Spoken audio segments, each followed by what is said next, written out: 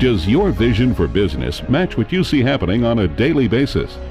Welcome to Jim White's Circle of Success show, where Jim White brings it all together.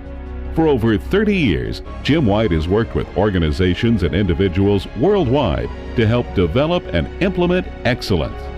You'll get the inside story on how to create innovative leaders from one corner of your company to the other.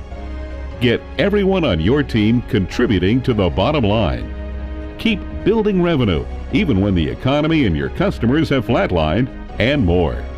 Jim White's Circle of Success show covers it all, from communication to contract negotiation, from personal fulfillment to revving up cash flow.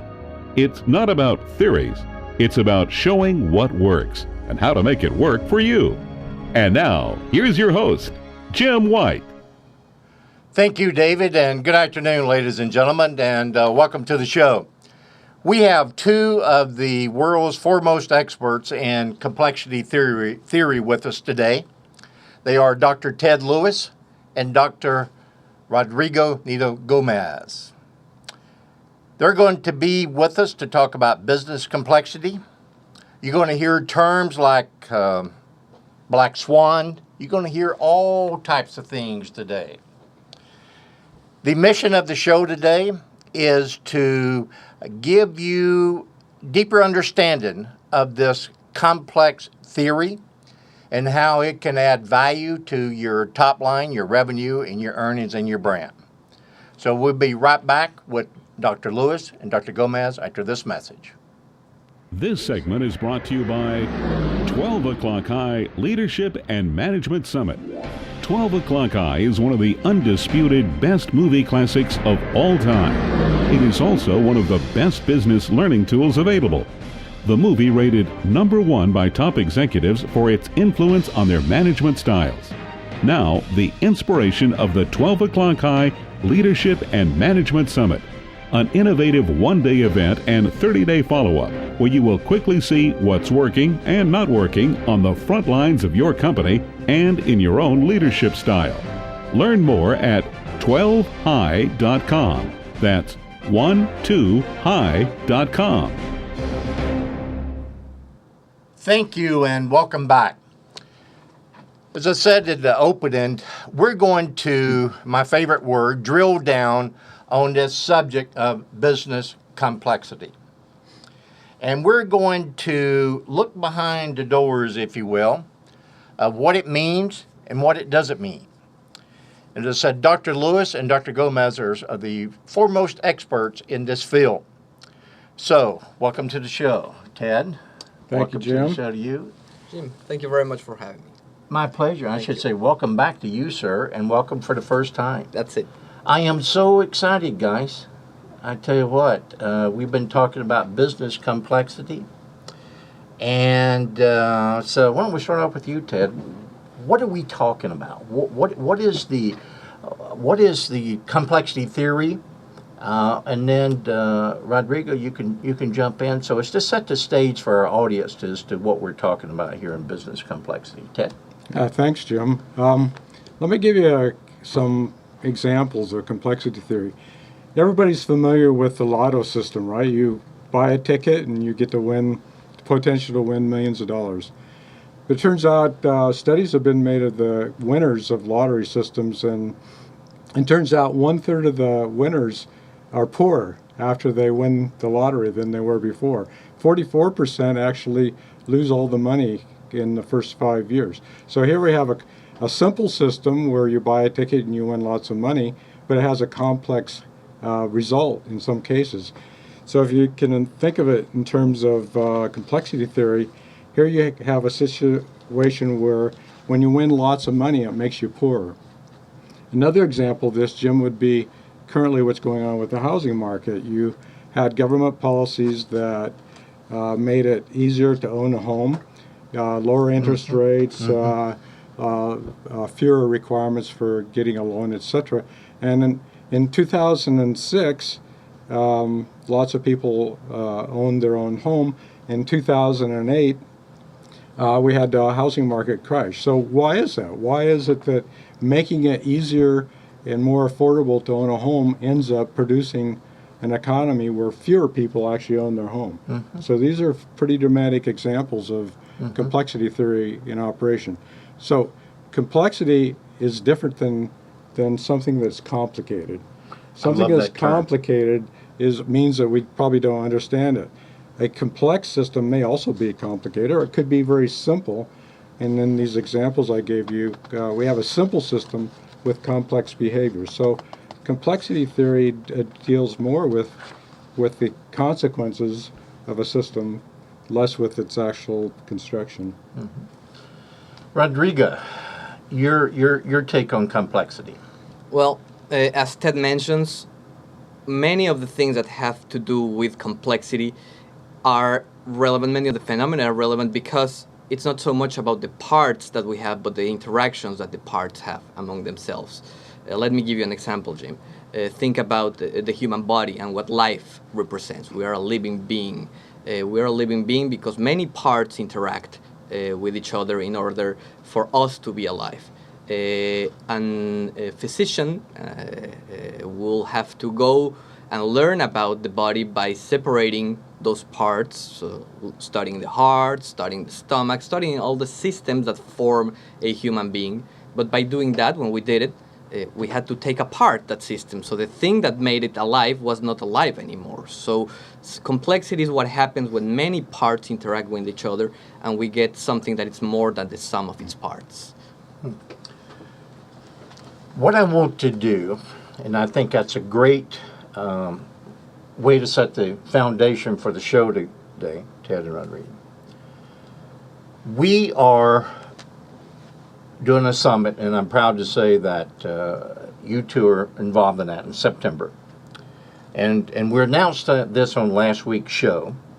It's a JLW CEO Summit that we're doing in San Jose at the Hayes Mansion, September 25th and 26th. And the reason we're doing that is to take complexity and all these different tools that a normal CEO or a business leader, they haven't a clue what they mean.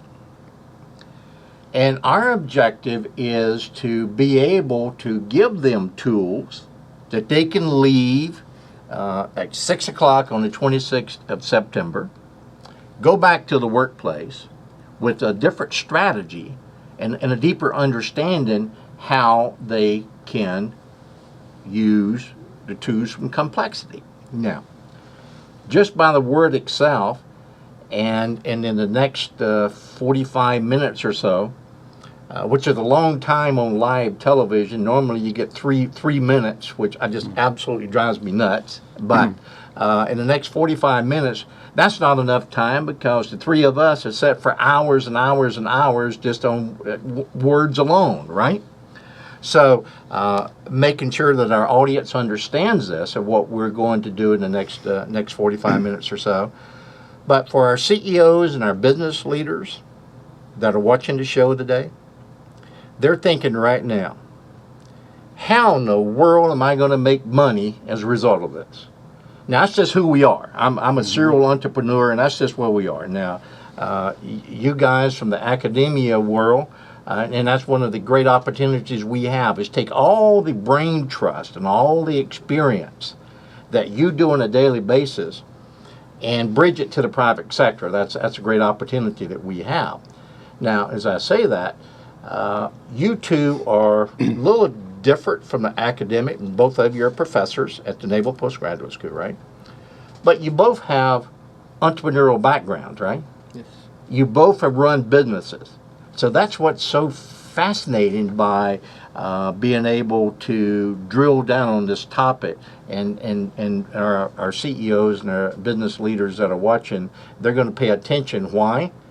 Because they want to hear from people that's got the latest cutting edge information, what it means, and especially when it's come from people that's actually had responsibility from a bottom line. So that makes a difference, and that's what we're bringing to the table in September for our other faculty, and we'll be drilling down on that more as we get to the show.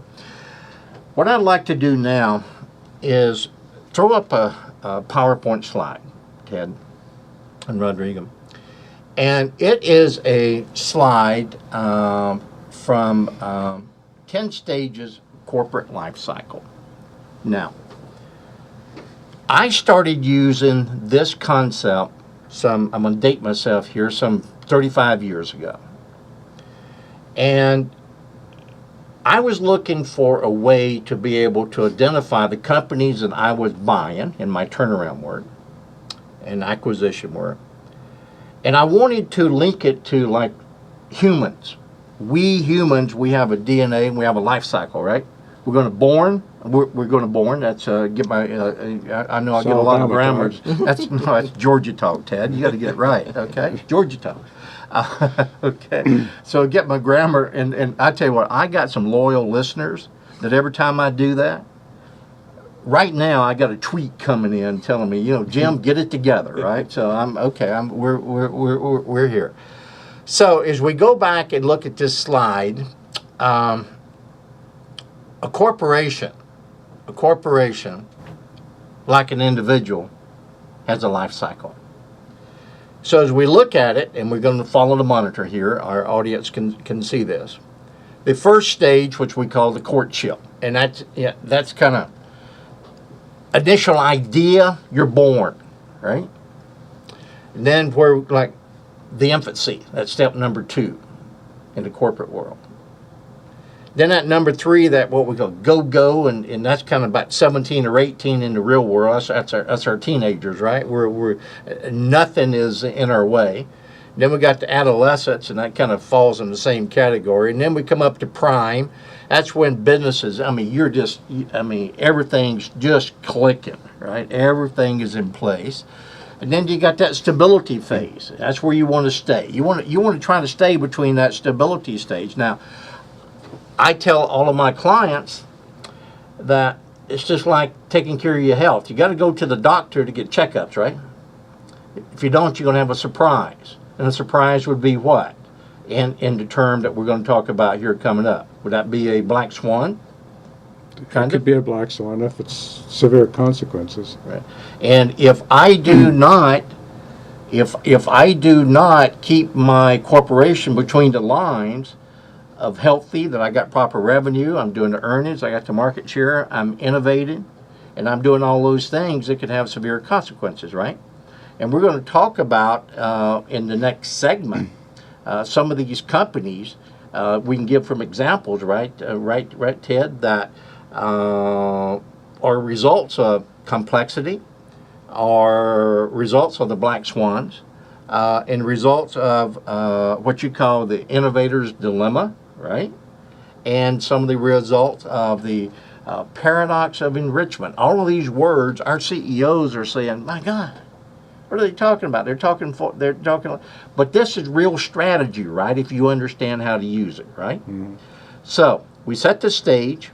So we got to get another break in. We come back after break. We'll pick up and we'll start drilling down on this and start talking about how complexity and using some of these real examples from the lifestyle of a corporation and the ones that are falling off on the side of the horseshoe that's on the way to death, and some of these organizations that are almost at death's door right now, and can we reverse that cycle by using some of these concepts, okay? So hang in, we got to get another break. Right after this message, we'll be back. We'll be right back with Dr. Lewis and Dr. Gomez. This segment is brought to you by Circle of Success, a dynamic, year-long intensive management and leadership development process designed to help individuals and organizations reach their goals quickly. A customized process addressing specific needs and identifying the critical opportunities particular to the individual and organization, with results measured in increased revenue, increased net profits, and increased equity. The Circle of Success, inspiring excellence in people. At jlwhiteinternational.com/circles.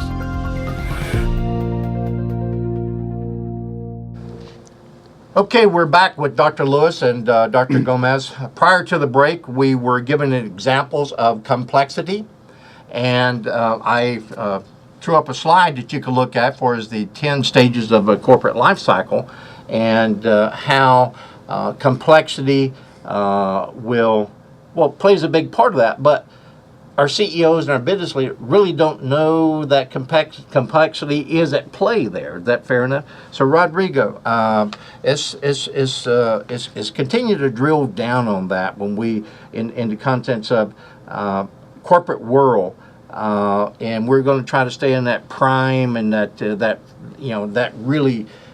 We got it going on stage, if you will. My 19-year-old would say. So, what do you think? What can we add to in the contents of the 10 stages of the life cycle for its complexity? So I think it's a very good metaphor, especially if we think about that we're talking about the life of a company. Right. That life, as the human body, is composed by many systems that interact with each other and with the environment. So the same way that the life of a human ends when the systems that we have in place, our body, decays to a point where entropy kills us, where the life of our system is not there anymore, a company can go through all of those stages, and at the end, energy won't be there anymore. So the differences between a human being and a company is that now we have the tools to reverse the entropy that kills systems in companies. We still don't have those tools with people. Hopefully we'll have them one day, but until we have a radical extension of life, we can accomplish that at the organizational level. We can give a radical extension of life to a company if we know how to reverse that process that you mentioned before, Jim. So Jim, the idea of complexity theory, I mean, the title sounds scary, right? It sounds like, well, if it's about complexity theory, it should be complicated or complex to understand, and that's not it at all. Actually, what Rodrigo is saying is that we have a history of about 350 years of using the scientific method to break problems down into parts and explain the parts, and therefore explain the whole system. And complexity theory is just a different way at looking at systems where you can't break them down into parts, or it doesn't make sense to break it into parts because you lose the holistic effect of the system.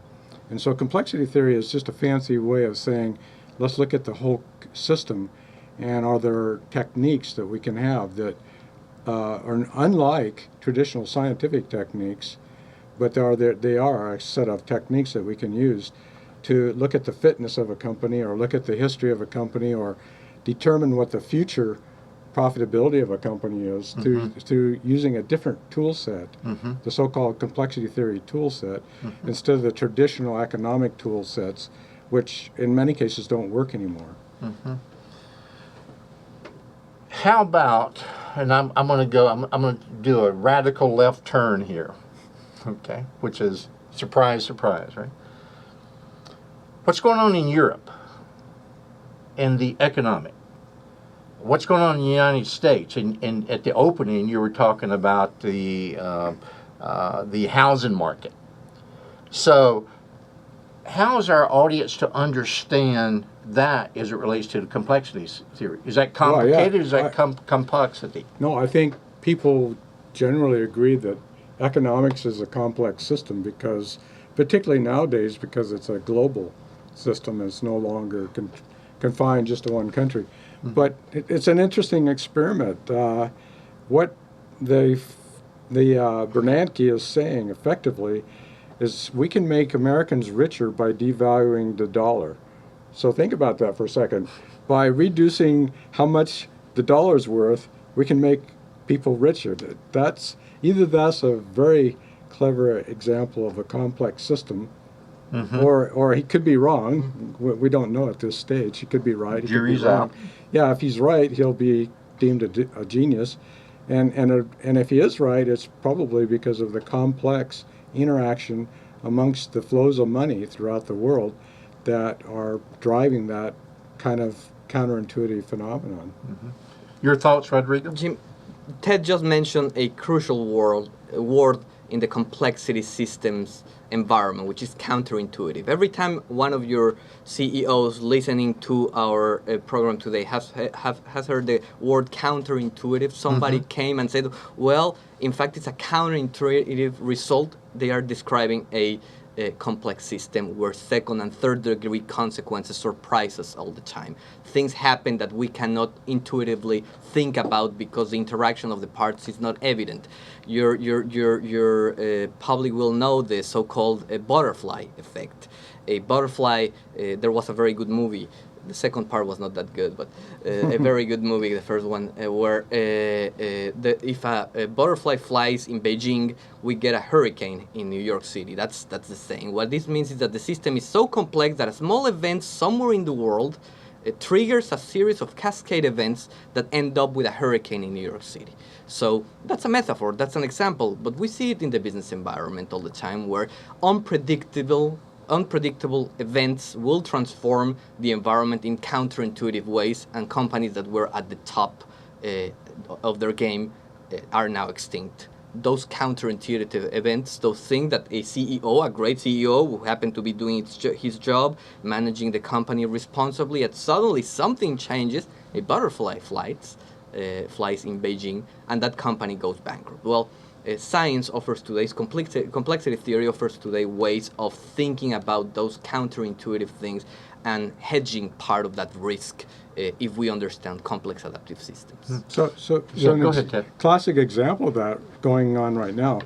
I would RIM, the company that made Blackberries, probably would have never imagined that the fact that Apple was making iPods at the same time they were making Blackberries would destroy their business. Yeah. And what happened is the BlackBerry went away because the iPod became the iPhone, became essentially the butterfly that destroyed RIM's business. So, message to our CEOs and our business owners with that would be what? What must they be looking at on a daily basis? This is not sometime. This is an everyday, what I call scanning the hard drive each and every day. Right. What am I doing? What am I not doing? And so what do they take? Well, in the case of RIM, they were victims of the innovator's dilemma, which is not our invention, but that's a well-known phenomenon. What's more interesting about the innovator's dilemma, which is essentially says that inferior, lower-priced, lower-capable products can improve so rapidly that they can wipe out your dominant product. But what's interesting about complexity theory is that we can come up with ways of managing the innovator's dilemma. So if you're the recipient, if you're the RIM and you're the recipient of this disruption, there are strategies that we'll talk about at this conference that can help you get back into the game. Basically, they can counter the innovator's dilemma. Rodrigo, you'd mentioned about companies that, I'm going to pick up. I'm going to hold that thought up. I want to go to 1955. That's when Fortune first introduced a Fortune 500 list, right? 1955, right? So as we fast forward over 1955 to 2011, there's not a whole bunch of those companies that were originally on the 1955 list that are still there, right? Now, that's a result of a whole bunch of stuff, but is it not part of the complexity theory? Yes, of course. There is an adaptation process that happens in the marketplace, and those who know how to adapt will navigate the waters of complexity with a better success than those who don't know how to adapt. And look that I said adapt. It doesn't matter how you're performing in your current business at that moment. You might be the best at doing what you're doing right now, but if you don't know how to prevent the challenges of the complex adaptive environments that surround your business, you'll go extinct. Think about the dinosaurs. It's a good example of extinction. The dinosaurs were around, they were the king of the planet. And then a complex event happened. A black swan, a meteorite that fell in the coast of Yucatan, changed the ecosystem where they behaved, and suddenly they went extinct. Companies might have, like in the case of RIM, a asteroid looking at them from space And if they don't know how to deal with that challenge, they can go the way of the dinosaur. So we have to learn how to be adaptive, and this is a key element.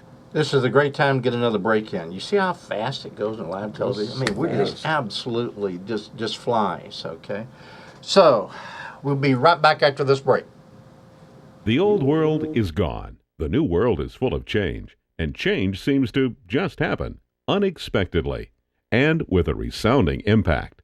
Like a collapsing pile of sand.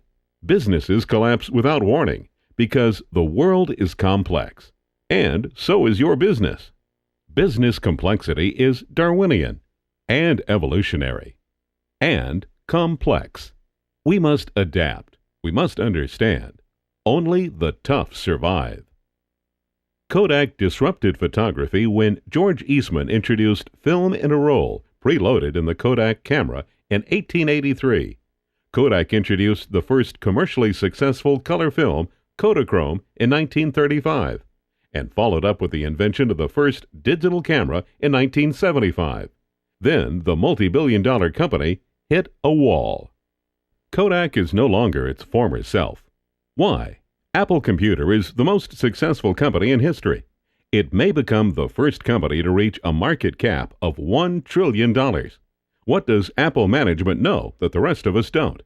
Will Apple still dominate in 2020? Kodak's Black Swan sunk the company in 2011. Is there a black swan in Apple's future? Is there a black swan in your future? Business complexity is about the innovator's dilemma, the paradox of enrichment, and the Borg.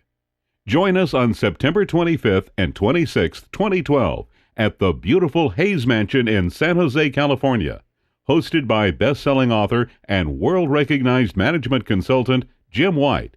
We will teach you how to use business complexity as a strategy in your business.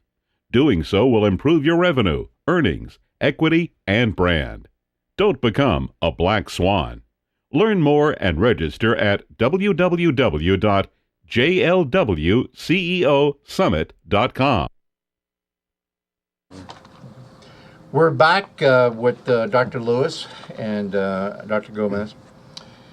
Rodrigo, pick up with you, please, sir. 1955, General Electric, little company General Electric, was on the 1955 list at number 5, I believe it was. Let me check. Number 4. They're number 4 in 1955. 2011, they're number 6. Right? So, that's a long time. So that's strategies that's evolved since 1955 to this time for General Electric is a perfect example of understanding these terms, right? Is that a safe assumption? Complexity, innovation, understanding black swans. They may not call it that, or the paradox of enrichment, innovator's dilemma. First, Rodrigo, explain to our audience what is a black swan, please. So Taleb, the author of the book called The Black Swan, came with this very good brand for a phenomenon that has been studied before. So academia used to call it low probability, high consequence event. Low probability, high consequence. He got a better branding and he called it Black Swan. But basically what he's saying is that there are events that come out of the system where you perform that you cannot expect and suddenly transform completely how the ecosystem where you live interacts or exists. So think about the asteroid that I mentioned before destroying the ecosystem of the dinosaurs. For companies, think about touchscreens that are so good, so multi-touch touchscreens like the ones the Apple is using in order to build the iPhone, that destroy the competitive advantage of RIM, which was the keyboard. RIM thought that the BlackBerry would be able to compete always because they had basically the best keyboard and the best cell phone to see emails. They still do. I mean, their keyboards are incredible. Nevertheless, the market decided that something that they regarded as a highly important feature a few years ago was an unimportant feature now because something else came and replaced it. That something else was for the cell phone market, the black swan. You can see Palmer, the CEO of Microsoft, when he's shown the first iPhone, he laughs at it. He says, "But that's the dumbest idea." Well, I'm guessing that Microsoft is not laughing anymore. If we see Windows 8, their mobile platform, it takes many of the cues of the iPhone a few years ago. So in this case, a black swan event was making a great mobile interface that disrupted completely the environment of the mobile business environment. Mm-hmm. Ted, in the break, we talked about Kodak. So where does Kodak fit in? And we're going to come back and we're going to continue to drill down on these terms, but you have some experience with Kodak. So what happened to Kodak as it relates to a black swan? Yeah, so the Kodak, as you saw in the break, was actually the inventor of the digital camera. And so one would expect that it would have dominated the digital era of photography, right? But that did not happen. And so it's now a poster child for the innovator's dilemma. That is, when you're faced by either a potential black swan or such a radical shift in your market or technology that essentially renders your products irrelevant, then you're a victim of the innovator's dilemma. So what we mean by the innovator's dilemma is here you had Kodak was the innovator. They invented the digital camera, but they had a dilemma. There was no way that their management could see replacing the revenues of film with the revenues of a nascent, emerging digital market. For one thing, film is selling atoms, and photography nowadays is selling bits. That is, people don't get a hard copy of their photos so much as they transmit them via cell phones and the internet to web sharing sites. And so they were disrupted by that. And the dilemma for them was that they had no way of replacing their multi-billion-dollar revenues with a lesser revenue and staying alive. I found that just fascinating. Now, this is where I've got to throw out, and from our practice, leadership, I'm going to use terms. Leadership, I'm going to use terms culture, values, and I got another term that I've used for years, and people over here said, "Jim, how are you able to go to Nigeria, identify this company in Nigeria in the worst economic conditions, and be able to acquire it, and to be able to turn it around and make money out of it?" Well, my reply was, "My job's to make the invisible visible." People go, "My God, what's that mean?" I'm glad you asked, so we'll drill on that a little bit more. So, the case of Kodak, where's leadership fall into that? Where's the culture? How do we bridge that between, is that a black swan? My question is, is that a black swan because leadership didn't see? Or how do we can't take the DNA of the human beings and running these companies, and that's what we're here to do, and is what we're really going to be drilling down in September is for our CEOs, it's going to be an audience, is giving them the tools and the strategies to be able to understand how we can use all of that. How can they use their leadership and use new predictive tools and everything to be able to say, oh, and the 10 life cycles, this is where I am. Watch out, you're about to fall off the cliff. If you don't, you got to reverse it. So I know I said a lot. Yeah, so you're right. It comes down to culture, and the bottom line, the culture of that company, Kodak at that time, which I was associated with them 10 years ago, it didn't allow for them to think very far out of the box. There was a very efficient, process-oriented business, and there was no process diagram for innovation. So culture determines what you can think in a company. Yeah. And so what we're going to talk about at this CEO Summit is a cure for that. And one of the cures is the board. As you know from the TV series Star Trek, the Borg absorbs and it extends. So if you're faced with a disruption like digital photography or a black swan, as Rodrigo has pointed out, what's your response to that? And one of the responses, not the only one, but one of them is the Borg. You absorb and extend. And I think when Windows 8 comes out in September timeframe, you'll see that it's Microsoft's attempt to absorb the Apple system features and extend it to a new level so that it can gain its customers back. And that's one viable strategy. I love that. I couldn't help but think from the Borg, one of the little clips there.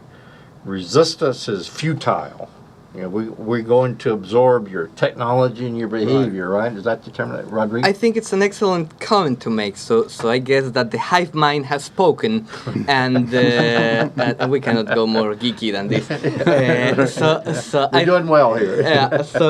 But I think it's a fair point. So here's the deal: we all heard the sentence or the phrase, the genie is out of the bottle. Right. But we always try to put the genie back if we are in a dominant position. So think about what happened to the recording industry in the 1990s, how strongly they fought against the MP3 format and the players. Right. They fought it with everything instead of embracing it. And what happened? Well, an outlier, someone from the outside, a computer-making company, came and became the best, the dominant actor today for distribution of music. We all have iTunes. We have all the downloaded music from Apple. Apple was not a music company. They were a computing company, but they saw the opportunity. So while a certain series of companies that were dominant in the market were trying to defend them, in this case, Apple extended and now dominates the market. So fighting innovation is almost always a losing battle. It can be in non-proliferation of nuclear weapons. More countries have nuclear weapons today than before. Or it can be in the business environment where you're trying to fight a technology. Think of the judo move that we saw Amazon perform in the last 3 years compared to the publishing industry. While the publishing industry was fighting the ebook reader format and saying that it was worthless, people would never want to read on their computer, and Amazon was preparing a master attack to send a black swan to that industry with the ebook reader, the Kindle. That product that made reading on a mobile device as comfortable as reading on a sheet of paper, and suddenly transformed the environment. So Amazon, which by the way, their main business was selling books, so they were in danger of becoming irrelevant with the ebook format if somebody else did it, saw it before and decided to launch the bomb in the middle of the room. And today, the Kindle format is the best-selling product Amazon has. So companies who keep fighting the genie and want to bring it down the inside of the bottle again are not being complexity-driven. They are trying to defend a dying model. Mm-hmm. So you have this investment in Microsoft, by Microsoft in Barnes & Noble this morning, which is classic board strategy. Mm-hmm. So Microsoft essentially missed the Amazon Kindle ebook market. So what's it going to do? It's going to take control of the ebook, the Barnes & Noble's ebook, mm-hmm. and it's going to try to absorb that, mm-hmm. absorb all the features of the Kindle, but extend it to some new realm. Now, we don't know what the extension is going to be, so there's still some surprises out there, perhaps. But that's their whole strategy, and so you can see this in play. Mm-hmm. Fascinating. We've got to get another break in. We'll be right back after this message. So you can see this in play. Fascinating. The current business climate is becoming more and more complex. CEOs on the cutting edge know they must explore strategies to understand and command the marketplace. The first annual JLW CEO Summit, Strategies for a Complex Business World, will enable CEOs and business leaders to explore strategies applicable to an ever-increasing complex environment. A unique opportunity to become educated in complexity theories and inspired to turn those theories into real business strategies with a focus on earnings, market share, and brand improvement. A powerful format that is a blend of the World Economic Forum, the Clinton Initiative, and TED Talk. Hosted by best-selling author and world-recognized management consultant Jim White, PhD. Along with many specialized business authorities, you will explore strategies for a complex world. The much-anticipated JLW CEO Summit, Strategies for a Complex Business World, will be held in the beautiful Hayes Mansion in San Jose, California, September 25th and 26th. Visit us online at jlwceosummit.com. Okay, we're back. While we're at break, we were chatting, talking about complexity in current events, and let's just pick up on that. Just pick one. So what's going on today, this morning? So the classic example in my mind is what's going on right now with, as I mentioned before, housing. Right. So that's an example of what complexity theorists call the paradox of enrichment. It's a paradox because you would think that if you enrich something, it would get better.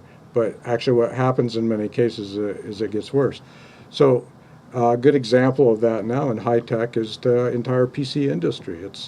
It's reached a level of enrichment where, in some sense, the building more personal computers and flooding the market with, let's say, ever cheaper and cheaper Dells or HPs or Sony laptops is not going to be profitable because it's going to end up crashing that market. And this is why people talk now about the post-PC era. The smart money is on companies like Apple because they're building these post-PC devices, and I think calling them a post-PC device is on purpose because you want to distance yourself from the previous industry, which is essentially a dying industry. And what's interesting about this also is that the cell phone industry would go through the same kind of cycle. It's on the upside now because there's still a market out there of several billion cell phones per year. So that's still a long ways to go, maybe another 10 years. But ultimately, even Apple will suffer from the paradox of enrichment unless they do something else. And so this is why we're going to talk about another strategy in the CEO Summit, which is the multi-generational product company. So the idea behind a multi-generational product is to defeat this paradox of enrichment, because what you do is you just keep keying off the previous generation, but for a new, radically different generation, and that keeps the revenues flowing and keeps your enemies actually off balance. I'm going to pull up another slide, and I want you to comment on that in that same thing, and Rodrigo, I want you to jump in too. So let's pull up this slide, please, Dave. Okay. So once again, we have the 10 stages of a corporate life cycle. And on those stages, I mean, this is, you put this together, Ted. So if we take, let's go on the right-hand side there, because we were talking about Microsoft. As we see Microsoft right now, based on some other things that we'll be introducing, the Z-score and other things like that, we see Microsoft falling under number 7 there. We got HP on the direction to death if they don't reverse it. Okay, so maybe it's use HP for this example, and yeah. So on the right hand side, you see companies that are, well, they're past their prime, right? Because prime is stage number 5, and so Microsoft is faced with their own aristocracy. That is, they're sort of the king of the PC. They have built up a brand name which is phenomenal. They have they spend like what, $5 to $8 billion a year on R&D. But the problem is Microsoft is relatively irrelevant in the post-PC area. There's not a lot of people talking about the Microsoft tablet or the Microsoft iPhone, right? So their problem is pretty clear. HP is a victim of the paradox of enrichment because the PC world is going away, and HP was the dominant PC vendor. They had something like 17% market share, which is by far higher than Apple's share of PC. So why is HP in trouble? Well, because of enrichment. Yahoo, as you well know from the news, it can't decide what it's going to be, right? Because Right. it's got this bureaucracy. Exactly. So in a complexity theory world, Yahoo has to trim away a lot of the dependencies. They have to figure out what to do with their Chinese Alibaba affiliate, and they have to figure out Right. what to do about their management, et cetera, et cetera. And then obviously Kodak, for all practical purposes, is gone, and they filed bankruptcy, and if they recover from bankruptcy, they'll be maybe 1/10 or 1/20th or 1/100th of their former size at best. Rodrigo, at the CEO Summit, you are going to be addressing a topic that I found, several topics, but one I found fascinating. And I'm probably not going to do it justice by the time we have remaining in the show. But I'm talking about the dark side, or the dark X, the X prize. Let's take a minute and talk about what that is in relation to complexity. So we like to think of innovation as a positive force to transform the world for the better. And thankfully that's the case most of the time, or at least very frequently.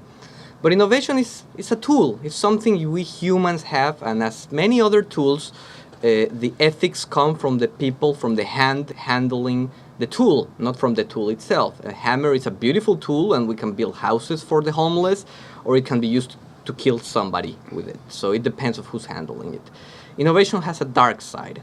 It has a very dark side in which the forces of innovation are used in very dramatic ways to counter the efforts of law enforcement agencies or government, and bring pain or suffering to many groups of individuals. So the example I'd like to use, and this is how I like to study the dark side of innovation, is the drug cartels.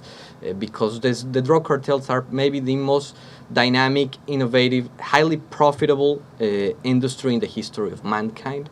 They are in a Darwinian innovation mode where they literally live or die depending on the success of their business, and they are confronted by an adversary, the government or the governments, that are powerful, well-funded, and they have just one objective in mind, which is to destroy them. How do they survive? How is it possible that they are able to maintain the level of profitability that they have maintained for the last 20 to 30 years?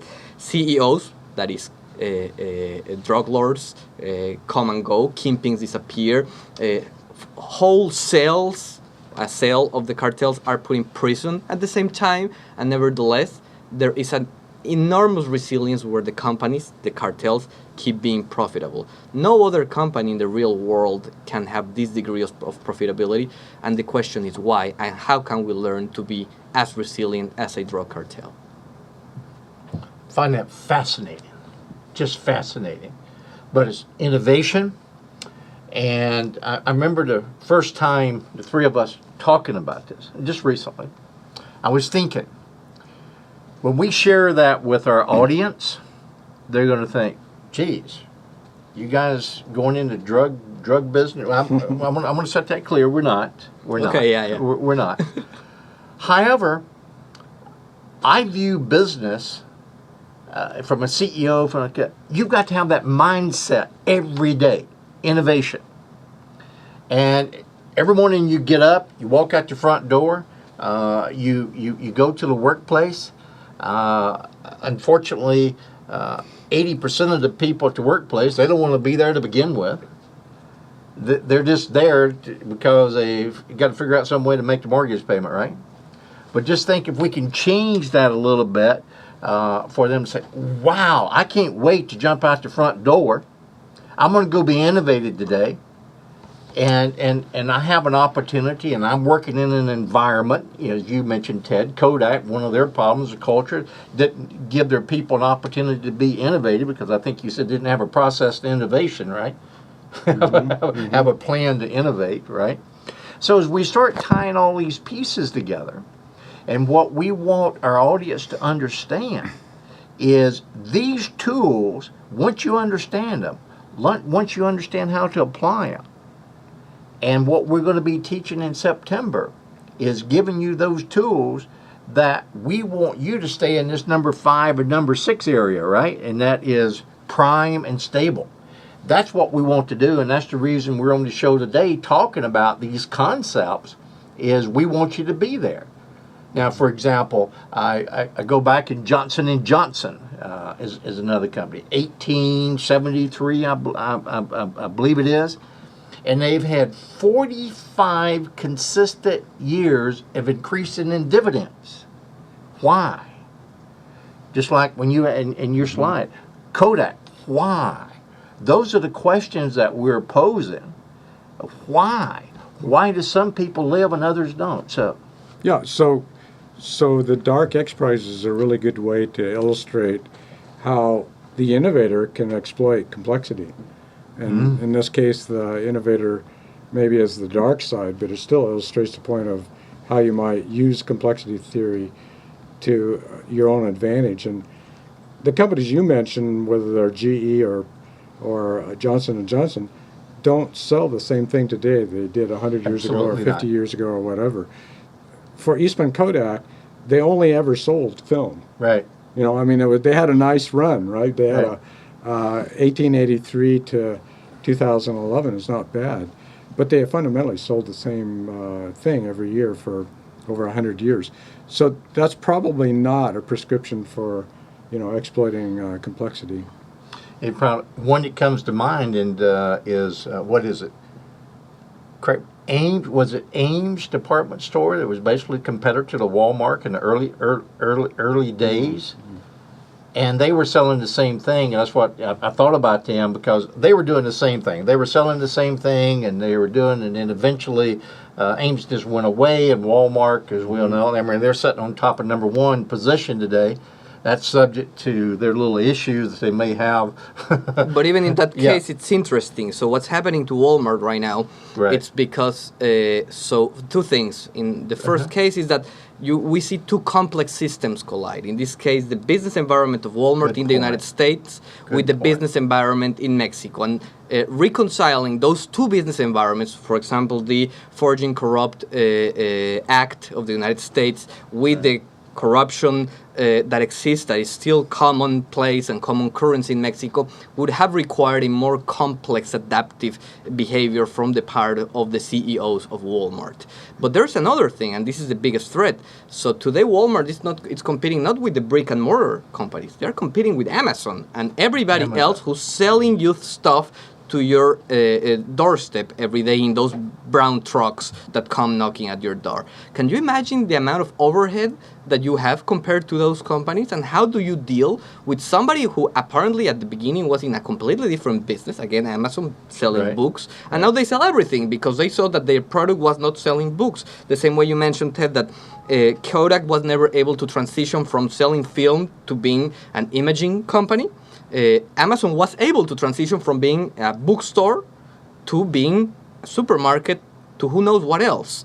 Now they have farms, so if any of you have a website, you can go to Amazon and they will run the website for you. So they have transitioned their model at least 4 times, and think how young the company is, how early in time they appeared, and how many times they have changed already their business model. It's interesting that you make reference to how young, because if you look at the Fortune 500, since I'm on that, look at the company in 1997, you got the Googles, you got the Apples, you got the Amazons, you got the eBays, you got the PayPals, and I can just go on and on and on. And that's all from what? New technologies? And that would be... Well, to me, it's more interesting than looking at the old companies, because you have to admire and respect a company like J&J that survived for over 100 years.